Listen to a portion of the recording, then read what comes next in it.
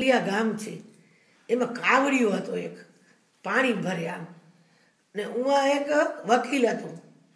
ન્યાયાધીશ હતો તે એને ઘરે પાણી ઠાલવા જાય કાવડ રોજ એનો એ ધંધો સવાર થાય ને કાવડ ખાણે બે ડબ્બા હોય એક દિવસ એની નજર પડી કે વકીલની વહુ એને વીંજળીથી હવા નાખતી હતી તે પંખા નતા વીંજળીથી હવા નાખતી હતી એને એમ થયું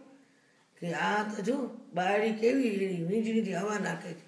હવે આજ મારી બાયડીની વાત કરી ઘરે ગયો જમવા બેઠો તેની માને કે માં હા દીકરા જે વીંજળું છે જે વીંજળાને શું કરીશ ચૂલો તો પેટાઈ ગયો પોતે ફૂંક મારી મારીને છે ના મને વીંજળું કાપે આજે હું રોટલો પછી ખાઈશ એની બાયડી કે આની ખેસી ગઈ છે ચાર્યું થઈ ગયું છે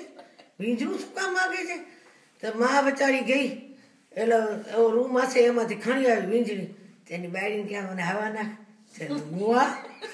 ભરવા ગામના પાણી આ મુવા ક્યાંથી શીખી આવ્યો કે વીંજળી હવા નાખ છે ના ભલી તો બાયડીને ભલો તો નર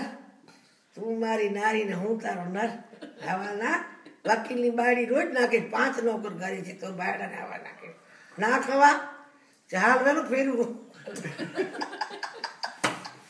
એવો કામ છે દેખવાનું છે કે વકીલ ઘરે ગઈ તો વીજળું હલાવ્યું આમ બાયડી કે રોજ નહીં નાખવા બરાબર પાણી ભરવો તો ભર કે બેસ ઘરમાં રોજ હવા નહીં નાખમાં આ દાદા કેવા ચાહે હું વકીલની બાયડી જોયું 5 નોકર છે છતાં ધણીને હવા નાખે છે તો એ પંખા નતા અમે નાખીએ